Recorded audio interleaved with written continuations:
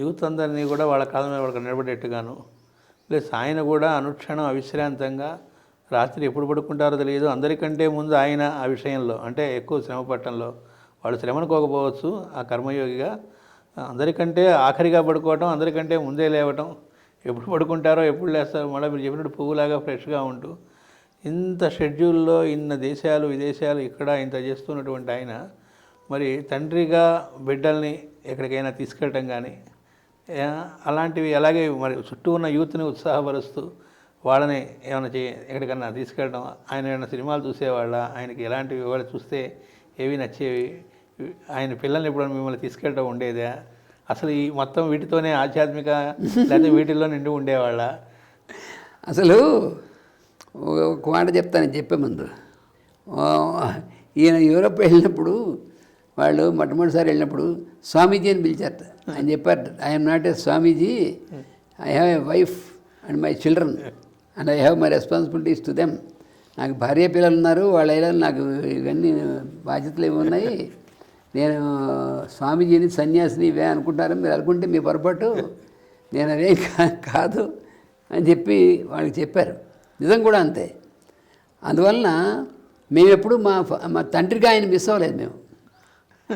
ఎందువల్ల అంటే మా చిన్నప్పటి నుంచి మాకు చిన్నప్పుడు కూడా ఆయన దగ్గర, తాతగారి దగ్గర మంచి చిన్నప్పుడు ఆయన దగ్గరికి వెళ్ళాం. తాతగారు అంత తాత ఈయన కూడా, తాతగారు అసలు తన నలుగురు కొడుకుల్ని ఎలా పెంచారో మనం ఆవిడ చేసే కదా, అసలు వాళ్ళ తల్లి లేదనేటువంటిది అసలు అదే లేకుండా రానియకుండా, లోటు రానియకుండా, మిస్ అవ్వటువంటి ఫీల్ అవ్వకుండా ఆయన ఎలా పెంచారు తన పిల్లలు నలుగురిని కూడాను. ఆ నలుగురిని కాకుండా ఇంకెవరు వస్తే వాళ్ళకు కూడా అలాగే ఆయన చేశారు. అదేవిధంగా మరి ఈయన కూడాను ఆయన దగ్గర ఎప్పుడంటే భయభక్తులు అంటే భయం అనేటువంటిది కాదు, భక్తి ప్రేమ. మేము ఎప్పుడు ఆయన దగ్గర మేము అయ్యో ఆయన దగ్గర భయంగా అది లేదు. చాలా జాయ్ఫుల్గా ఆయన దగ్గర ఉన్నామంటే ఎంతో ఉత్సాహంగా జాయ్ఫుల్గా అలాంటి పరిస్థితుల్లో ఉండేవాళ్ళం. అంతేకాకుండా ఊరికి ఏదో కబుర్లు చెప్పి ఉత్సాహం పెట్టడం గారు. చిన్నప్పుడు నాకు మా చిన్నప్పటి నుంచి బాగా గుర్తు, ఒక మంచి సినిమా వచ్చిందనుకోండి, హిందీ అవ్వచ్చు, తెలుగు అవ్వచ్చు, ఇంగ్లీష్ అవ్వచ్చు, వస్తే ముందు తను ఇంకో కొంతమంది తను వెళ్ళి చూశారు. ఆ తర్వాత మా అమ్మగారిని, మమ్మల్ని, మా మేనమామ గారిని, మా చిన్నాన్నగారు వాళ్ళకి చదువుకుంటూ ఉండే వాళ్ళని, వీళ్ళే కాకుండా ఈ క్లోజ్గా అసోసియేట్ ఆయనతో ఉంటుంటే వాళ్ళందరినీ ఎప్పుడు ఆయన అప్పుడు కూడా గుంటూరులో అంత దీంట్లో ఉన్నప్పుడు కూడా, అంత తక్కువ దీంట్లో ఉన్నప్పుడు కూడా ఒక 30-40 మంది మినిమం అప్పుడు గుంటూరులో ఉన్నప్పుడే. తర్వాత రాను ఇంకా పెరిగింది సంఖ్య. అందరినీ తీసుకెళ్ళి, ఇప్పుడు నా చిన్నప్పుడు బాగా గుర్తు, నేను బాగా చిన్నవాడినిగా వచ్చేటప్పటిది హిందీలో శాంతారాం అని ఆయన సినిమాలు వచ్చేవి. చనక్ పాయల్ బాజీ అని, తర్వాత నవరంగ్ అని, దోంకే బారహాత్ అని, ఇలాగా మంచి క్లాసికల్ పిక్చర్స్ వచ్చేవి అప్పుడు. అవి ఆయనకి చాలా అప్రిషియేట్ చేసేవారు. మమ్మల్ని తీసుకెళ్ళారు, పిల్లల్ని మమ్మల్ని తీసుకెళ్ళారు, తన కొలీగ్స్ని తీసుకెళ్ళారు, తనతో పాటు అనుయాయులుగా పక్కనటువంటి వాళ్ళని తీసుకెళ్ళారు. ఆ గుంటూరు తర్వాత ఇప్పుడు తెలుగులో ఉందనుకోండి, మాయాబజార్ వచ్చింది. మాయాబజార్ వస్తే ఎన్నిసార్లు తీసుకెళ్ళారు పిల్లల్ని అందరినీ.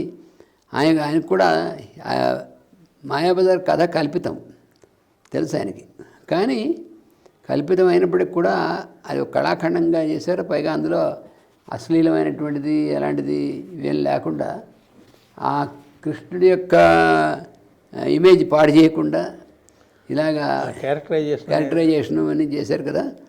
అందుకని మాయాబజారు, ఆ తర్వాత మల్లీశ్వరి సినిమా ఉంది, పాత మల్లీశ్వరి. ఇప్పుడు కాదు, మల్లీశ్వరి అంటే కంప ఉండిపోతుంది. ఇప్పుడు కొత్తగా మల్లీశ్వరి, నల్లీశ్వరి ఇలా ఇప్పుడు వచ్చే సినిమాలు నిన్ను. ఆ పాత మల్లీశ్వరి, ఆ మల్లీశ్వరి సినిమా స్క్రిప్టు మాటలు అవి రాసేప్పుడు అప్పుడు దేవులపల్లి కృష్ణశాస్త్రి గారిని ఉండేవారు. ఆయన అంత మెయిన్ అసలు దాన్ని ఫ్రేమ్ చేసింది. అప్పుడు మాస్టర్ గారిని కూడా పిలిచి, కృష్ణమాచార్య నువ్వు కూడా ఉండు, ఇది ఒక మంచి కళాఖండాలు అనేది చేస్తామని మాస్టర్ గారు కూడా ఆ సందర్భంలో ఉన్నారు. వచ్చినప్పుడు సంగతి అది. అలాగా మల్లీశ్వరి కానీ ఇలాంటి వాటికి తాను వాటిని అప్రిషియేట్ చేసి తీసుకెళ్ళడమే కాకుండా మమ్మల్ని దాన్ని తీసుకెళ్ళడం. తర్వాత ఒక్కోసారి మంగళగిరి వచ్చినప్పుడు మంగళగిరి తీసుకెళ్ళడం. ఇలా మేము ఎప్పుడు కూడా అంటే ఆయన హోమియోపతి వైద్యం తను ప్రారంభించకముందు గుంటూరులో ఉన్నప్పుడు ఒకసారి మా తమ్ముడికి బాగుండేది గారు, ఒకసారి అయితే నాకు టాన్సిల్స్ ఇచ్చినప్పుడు 8 nights ఉండి జ్వరం వస్తుంది. ఇలా ఉంటే అవసరమైతే రాత్రిపూటైనా మమ్మల్ని ఎత్తుకుని డాక్టర్ దగ్గర తీసుకెళ్ళి చేసుకొచ్చేవారు. అప్పటికి ఇంకా ఆయన స్టార్ట్ చేయకముందు. అంటే ఏంటి, ఒక ఫాదర్గా పిల్లలకి ఎటువంటి ఇది లేకుండా మనలాగే. తర్వాత మా సుదర్శనానికి అంత తీవ్రమైనటువంటి అనారోగ్యం చేస్తే తానే ఉండి వాడికి ట్రీట్మెంట్ చేస్తూ వాడికి ఒక రకమైనటువంటి భయం ఇలాంటి ఏం భయం లేదని దగ్గర తను ఉండి ఇలాగా ఎవరికైనా సరే చేస్తారు, పిల్లలకు కూడా చేస్తారు. అంతేగాని ఎవరికో చేసి అందరూ దగ్గర ఇది కావాలి, ఇంట్లో పిల్లలు వెళ్ళకపోతే చేయాల్సిందే, కొట్టిన వాళ్ళు బయట వాళ్ళకి ఎలా చేస్తారు, ఏం చేస్తారు? అలాంటిది ఎప్పుడూ లేదు. అందుకని ఆయన గుంటూరులో ఉన్నప్పుడు కానీ విశాఖపట్నం వచ్చిన తర్వాత కూడా అలాంటిది ఏదో ఇప్పుడు ఇంగ్లీష్ ఉందనుకోండి, 10 Commandments సినిమా మా చిన్నప్పటిది అది. ఆ 10 Commandments అనేటువంటి సినిమా ఆయన ఎన్నోసార్లు ఆయనకి బాగా మంచి అప్రిషియేట్ చేసిన సినిమా అది. ఆ సినిమాకి కూడా మమ్మల్ని ఎన్నోసార్లు తీసుకెళ్లారు. మమ్మల్ని మా మేనమామ గారు మిగతా వాళ్ళు అందరినీ కూడా తమ్ముళ్ళని మిగతా అందరినీ తీసుకెళ్ళి అందులో ఉన్నటువంటి అన్ని విశేషాలు అని వివరించి, అందులో కొన్ని సింబాలిక్గా తీశారు అవి వివరించి, ఇలాగా ఆయనతో వెళ్తే అందులో ఉన్నటువంటి సింబాలిజం కూడా చెప్పేవారు. అంటే ఏంటి, అది అందులో ఉన్నటువంటి కళ అనేటువంటిది ఇదే కాకుండా అటువంటి ఇవన్నీ కూడా అంతరార్థాలు అందులో ఉన్నటువంటిది. అప్పట్లో ఉన్న సినిమాలు అలా ఉండేవి. ఇప్పుడంటే అర్థంబద్ధం లేని సినిమాలు ఇప్పుడు వచ్చేటువంటివి అసందర్భమైనటువంటివి వస్తున్నాయి. కానీ అప్పుడు వాళ్ళు కూడా అంత బాగా తీసేవాళ్ళు కదా. అందుకని ఆ సినిమాకి అంటే గురువుగారు సినిమాకి వెళ్తారంటే అంటే సినిమాకి వెళ్ళరు. కానీ అంటే ఒకసారి తమాషా చెప్తాను మీకు. విశాఖపట్నంలో ఈ 1977 ఆ ప్రాంతాల్లో విశాఖపట్నంలో డిఏజీ గారు ఉండేవారు. ఆయన మాస్టర్ గారికి శిష్యుడు అయ్యాడు. ఆయన రామకృష్ణ చెట్టు గారిని భాగవత రాష్ట్ర ప్రకాశంలో మొట్టమొదట ఆయన పేరే వస్తుంది. ఆయన ఒకసారి మాస్టర్ మీరు అమ్మగారు మిమ్మల్ని ఒక సినిమాకి మనం వెళదామండి, మీరు అమ్మగారును నేను మా మిసెస్ను. ఏం సినిమా అండి అని అంటే చిలిపి కృష్ణుడు అని చెప్పారు. అది చాలా కృష్ణుడి యొక్క ఇదండి, చిన్నప్పుడు ఆయన యొక్క అని చెప్పి అంటే సరేలే అన్నారు మాస్టర్ గారు. అమ్మగారు చెప్పారు, సరే అన్నారు. ఆయన బుక్ చేశారు. డిఐజీ కదా, ఆయన ఆటోమేటిక్గా ఆయన ఏర్పాటు చేశారు. ఆ సినిమాకి వెళ్తే ముందు ఏవో ట్రైలర్స్ చూస్తారు, అయిన తర్వాత సినిమా స్టార్ట్. ఇంటర్వెల్ దాకా కృష్ణుడు కనిపించడు, ఇది కనిపించదు. మాస్టర్ ఇదేంటిది, శిల్పి కృష్ణుని చెప్పారండి, కృష్ణుడు అండి, వీడెవడ సన్నాసి ఇలా ఉందంటే ఏమో మాస్టర్ నేను అనుకోలేదని అప్పుడు సినిమా హాల్ వాడిని పిలిచారా, నువ్వు శిల్పి కృష్ణుడు అని చెప్పినా చెప్తే మీరు కృష్ణుడు అనుకున్నా. కాదు సార్, కృష్ణుడిది కాదండి, ఇదేమో మరి పేరు పెట్టారు ఇలాగంటే వారిని దుప్పదే కానీ పంట బయటికి పోదా అని మధ్యలో వచ్చేసారు. ఫన్నీ సన్నివేశాలు అన్నమాట. అలాగా అదే శంకరాభరణం సినిమా వచ్చింది, అది చాలా అప్రిషియేట్ చేశారు ఆయన. ఆ శంకరాభరణం సినిమాకి చాలామంది తీసుకెళ్ళారు ఆయన, 2 సార్లు 3 సార్లు. అలాగే చాలామందిని ఆయనతోనే మేము 3-4 సార్లు వెళ్ళాము. అంటే ఆయన యొక్క ఇదే అలా ఉంటుందన్నమాట. అలాగే పిక్నిక్స్, ఇంకా మాస్టర్ గారు ఆయన భౌతికంగా ఫిజికల్గా ఉన్నప్పుడు ప్రతి సంవత్సరం కార్తీక మాసంలో కార్తీక వనభోజనం అనేటువంటిది అసలు తప్పనిసరిగా అన్ఫెయిలింగ్గా ఆయనతో పాటు వెళ్ళడం అంటే అది పెద్ద దీనిగా ఉండేది. మళ్ళీ మామూలుగానే ఆయన చుట్టూ చాలా మంది ఉంటారు. ఉంటారు. అందులో పిక్నిక్ ఆ పిక్నిక్ అయినప్పటికీ అన్ని చోట్ల అందరూ వచ్చేవాళ్ళే. శ్రీకాకుళం నుంచి వాళ్ళు వచ్చేవాళ్ళు, ఆయన వచ్చేవాళ్ళు అందరూ మొత్తం అక్కడ దాకా వెళ్తే 300 మంది 400 మంది పిక్నిక్. అదే మినీ గ్రూప్ వెళ్ళాలి. అది ఆ పిక్నిక్లో ఒకసారి వంట చేస్తాను తను రాలేదు. కాకపోతే మరి వెళ్ళిన తర్వాత అందరికీ ఎలాగా టిఫిన్ పెట్టాలి, ముందు వెళ్ళిన తర్వాత అందులో మరి తర్వాత భోజనం తయారు చేయాలి, అందరికీ పెట్టాలి, ఇవన్నీ ఉన్నాయి కదా. చెప్తే ఒకసారి ఆయన వంటలో దిగారు. అమ్మ మాస్టర్ మీరు ఏం పర్లే మీరు అందించండి అని చెప్పి మన కూరలు అవి తరిగిచ్చేయమని ఇంకో చేసామని ఆయన గబగబా ఆయన ఉండి సార్ ఇది 800 మందికి ముందు ఉపాహారం వండేశారు. ఆ తర్వాత ఇక మేము దిగి మీ మిగతా మేము చేస్తామని పర్వాలేదని చెప్పి మేము దిగి ఏం చేసాం, మాకు అప్పు చెప్పారు. తర్వాత అలాగా దేనికి ఇబ్బంది లేదు, దేనికైనా ఇదే ఆ పిక్నిక్లో అసలు ఎన్ని రకాలుగా ఉన్నాయి. ముందు ఆయనతో అసలు ఆయనతో గడపడమే సరదా.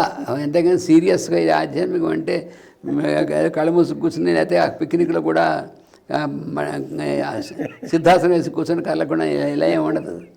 అందులో పిల్లలు వాళ్ళు పెద్దవాళ్ళు అందరూ ఉంటారు.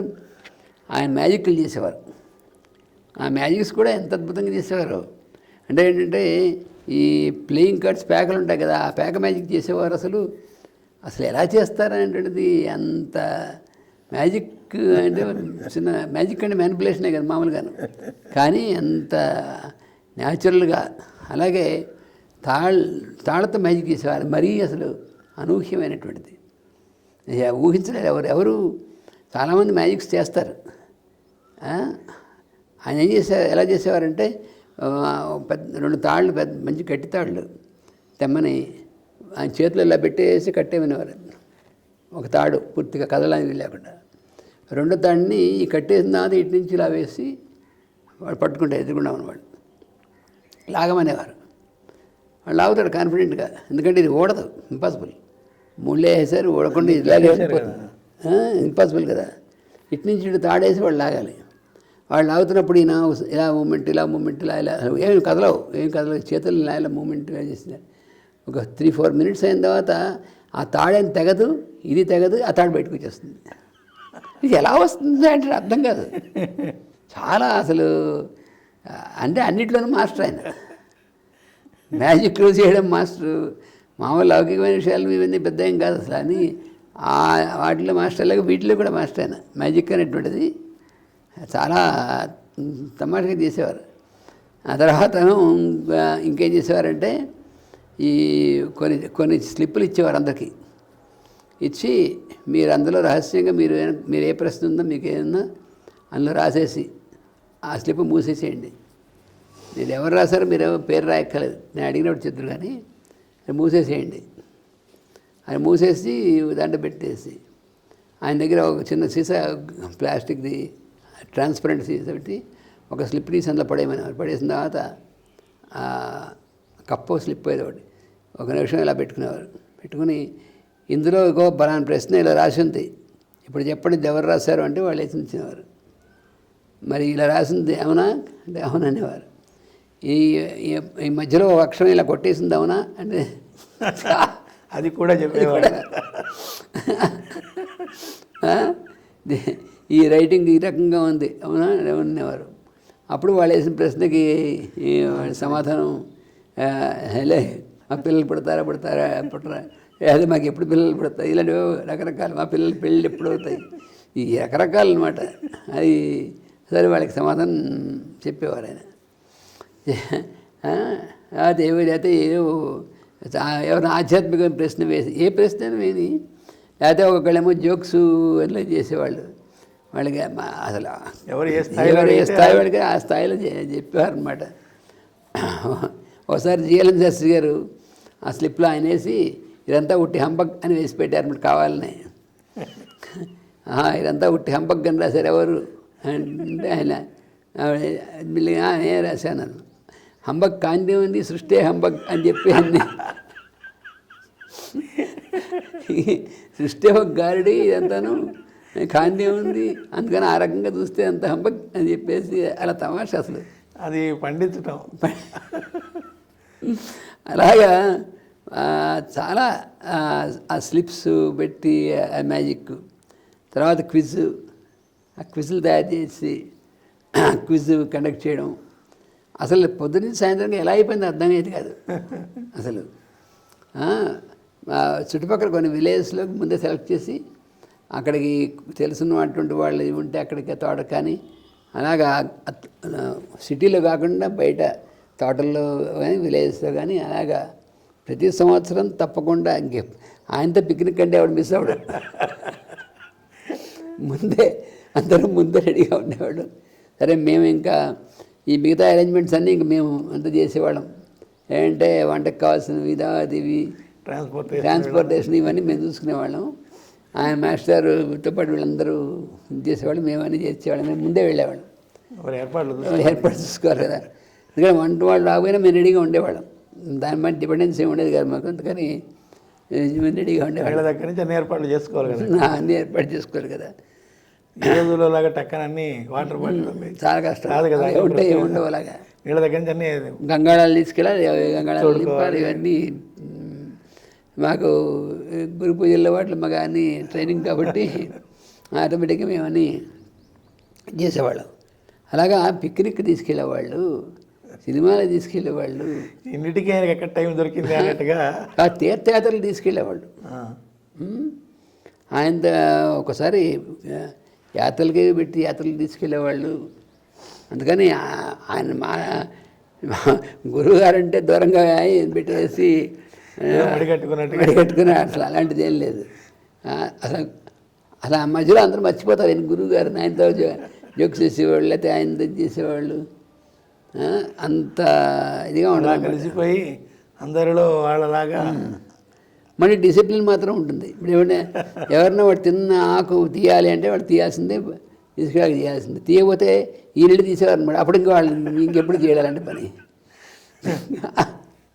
అసలు ఆయన పద్ధతి తమాషాగా ఉంటుంది. వాళ్ళ లైఫ్లో మళ్ళీ ఇంకోసారి చేయరు. ఒకసారి మన గుంటూరు నుంచి సోదర బృందంలో ఒక ఆయన ఉన్నాడు. ఆయనకి పాపం కొత్తగా వచ్చాడు, ఆయనకి మందు తాగడం అలవాటు. ఆయన ఎవరు చెప్పినా ఆయన తీయట్లేదు. గురు పూజలకు వచ్చి భోజనానికి వస్తూ కూడా పాపం ఆయన ఆగలేక తాగాడు. అందుకని ఆయన మామూలుగా అలా వరుసలు వేశారు, కూర్చున్నాడు. ఆయన కామ్గానే ఉన్నాడు, కూర్చున్నాడు. ఎంతట్లాగా ఆయన పక్కన కూర్చుంటే ఎవరు ఇటు చూసేప్పుడు మాస్టర్ కూర్చున్నారు. అయ్యో బాబోయ్, మాస్టర్ పక్కన కూర్చున్నారు, తెరిచిపోతున్న భయం. తినబోయి పర్లేదు అంటారు, ఏమో కదలలేడు. అంటే అటు పక్క తిరిగితే వాసన వస్తుంది భయం. ఇంకా తర్వాత మానేసాడు అంతే. ఆ దెబ్బకి మానవని మాటలు నోటితో చెప్పలేదు, ఏం చెప్పలేదు. ఆయన ప్రెజెన్స్తో మనసు మార్చి. ఆయన ఎప్పుడు కూర్చున్నారో తెలియదు అతనికి. అంటే ఇటు పక్కన ఇటు పక్కన మేము ఎవరో కూర్చున్నాడు, శాస్త్రి గారిని ఎవరో కూర్చున్నాను అంతే.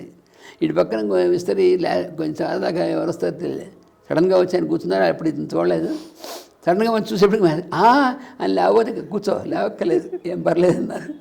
ఇంక దెబ్బకి వణికిపోయి ఇంకా లైఫ్లో మళ్ళీ తాగడం మానేశాడు. ఆ దెబ్బకి అందరూ ఆశ్చర్యపోయారు, ఈడు ఎలా మానేశాడు అని. అలా ఉంటాయి ఆయన మెథడ్స్.